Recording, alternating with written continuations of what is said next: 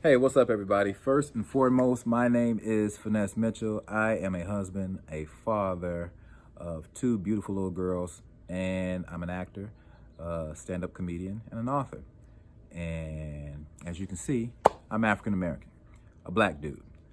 I want to give a shout out to Robin for asking me to do this video. Yeah, I think this type of communication is important because if you are living in a bubble, and by what I mean living in a bubble means if most of your friends are white and your coworkers are white and your company is white and everything in your world is white, there's a pretty good chance that you don't understand anything that's going on, and you might have some misguided thoughts and wrong information about how black people feel because there are not a lot of black people in your life, or you have that one or two cool black friends that can shed some light on some stuff.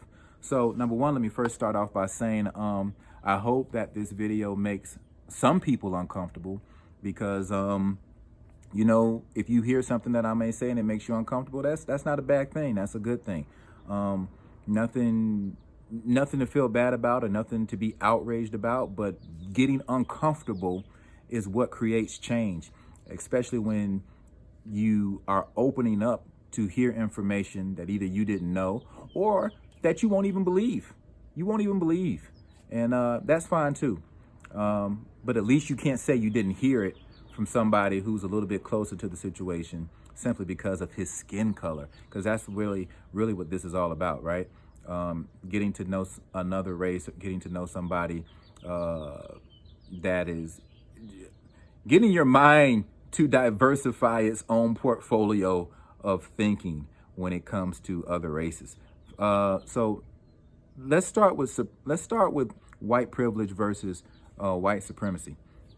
White privilege is nothing you can do anything about. It is nothing to apologize about. It is nothing to feel bad about.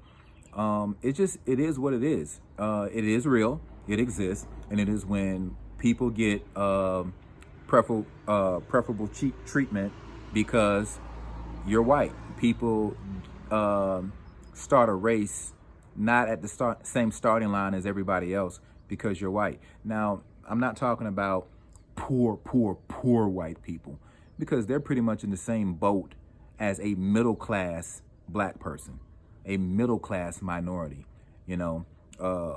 Rich white people and middle class white people treat some poor white people just as bad sometimes as they treat minorities. It's all the same to them.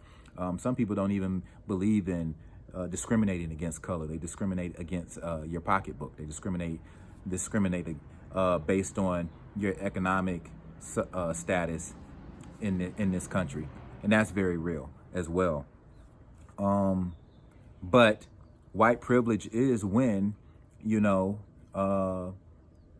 things are different from you. You can get caught trying to pay off universities to get your kids in a particular college, and when you get caught red-handed, they still just either give you like 6 months probation, 2 months in jail. Like the sentence for a crime versus a minority doing the exact same thing is where do I start? You know what I mean? So that's white privilege. White privilege is when it's almost like walking, and this is why I say you shouldn't feel bad about it. If you can get away with it, you can get away with it. The only reason white privilege sometimes is negative is when you use it or weaponize it against minorities, which means that, say you start a fight and the police comes and you get beat up, and when the police comes, you say that guy attacked me, that guy jumped me, that black guy jumped me. That's when you weaponize your white privilege, and that's when you're not a really good person. Okay? So you may or may not have heard this term Karen, but a Karen is a slang, and it is when a white female basically starts some mess, interjects herself in something that is not her business, or decides to call out somebody because they're different. And it usually sounds something like, you should go back to your country. And it usually sounds something like, well, I'm going to call the police if you don't X, Y, and Z.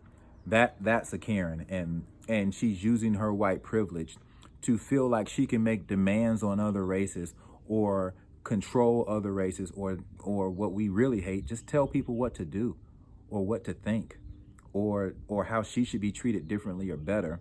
And if she doesn't, she'll cry victim.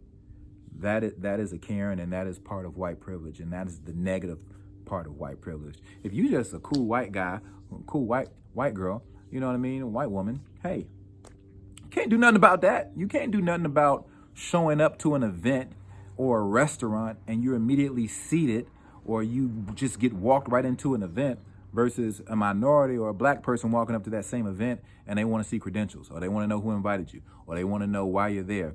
And you have to say, it's my event. And they're like, oh, I'm so sorry. You know, it could be so little. I go to Vegas a lot. And one thing I hate is when I go down to the pool and I ask for a towel at the pool and they want to see my room key. Yet you see white people just go back and forth and grab towels and don't make eye contact with anybody. They don't say hello. They ask for a towel. They get given. They take the towel and they go to the pool. And you're looking at them like you didn't ask them. And they may say something like, "Oh, well, I've they were here before." No, they weren't. Those are my friends. They came with me. So when you catch somebody in a lie like that, it pisses you off. And but that's white privilege. So, that's something you can't do anything about because you didn't do anything wrong. But other people might treat you differently, better, give you a hookup because you're white. And anyway, the contrast, the other spectrum of that, all the way over to the right, is white supremacy. And white supremacy just means you're a dick. White supremacy just means that you think your race is better than other races. And not only are you using that white supremacy to keep other races down, whether you're insulting them, making them feel a certain way, calling them the N-word or whatever disparaging remark you can say, but you're also in a position of power where you control courts, you control the police precinct, you're the politician, it can go as high up as you can imagine. But white supremacy is woven throughout the fabric of America, and that's just a reality. And the majority of people who cannot be a politician or a CEO of a company or, a doctor, a lawyer, they're police officers. Unfortunately, they are police officers. And that's where we are right now when it comes to why everybody's out in the street and protesting. Because when somebody puts a white sheet over their head, you can see them coming a mile away, and you can pretty much say that's the KKK. And when they don't wear the white sheets, but they wear overalls or, the rebel Confederate flag everywhere, and, and they're going out with shotguns and they think they have the authority to kill a black kid jogging through the neighborhood just because he looked in an abandoned house that was under construction. You murdered that kid and you're not even a police officer, but because you thought you had the authority to do so. That's white supremacy. And the dangerous kind of white supremacy is when you're wearing an Armani suit because nobody sees you coming a mile away. And you may be a politician. You may be a congressman. You may be a senator. The people who support you know who you are. They know who you are. But a lot of people who are voting for you don't know who you are because you showed them a different side. And that's the systemic racism part that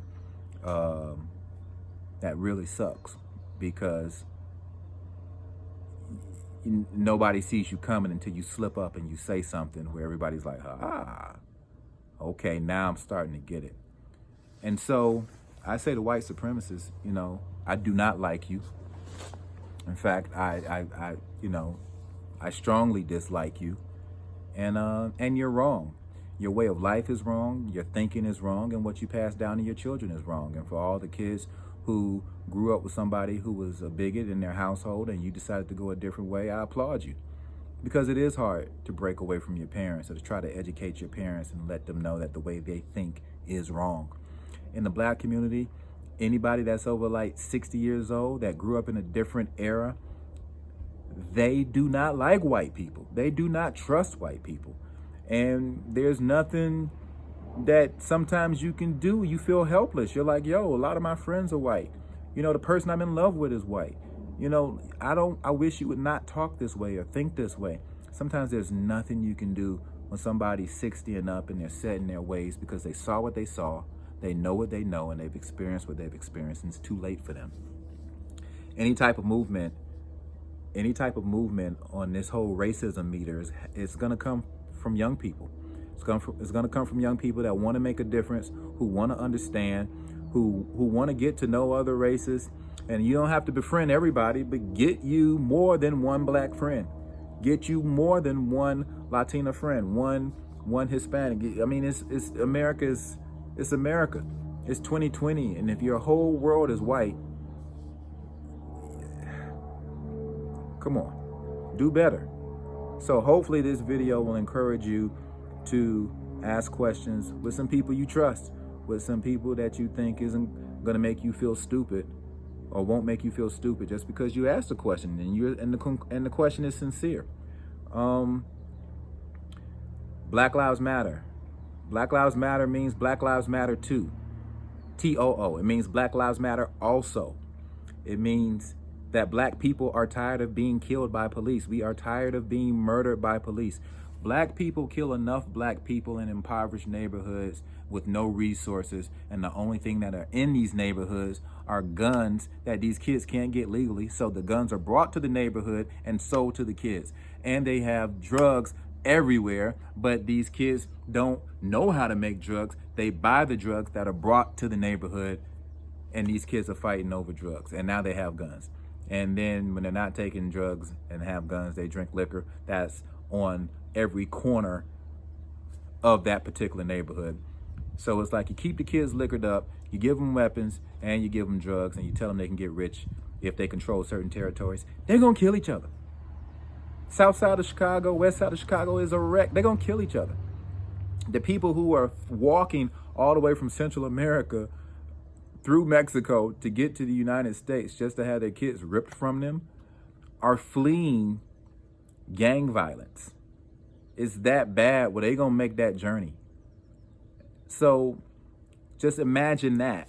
Imagine people in Chicago that have the means and resources to leave. They want to leave because people are tired of dying. But sometimes when people don't see no way out, there's no amount of education that you can say will work, that they will believe, that will get them out of that situation. When they're growing up in that situation, their parents grew up in that situation, and their grandfather or grandmother lives with them. So that's 3 generations of people feeling hopeless. So it really sucks that when something goes wrong and you call the police, and then you happen to get that police officer who's a white supremacist, and he shows up to punch you, to kick you, to punch a woman in the face, to kick a woman, to drag kids on the ground. Kids. And the reason I say women and kids, because that's what they do in the black community. And we all know what they do to black men. They lock us up. They give us longer prison jail time and prison time for lesser crimes.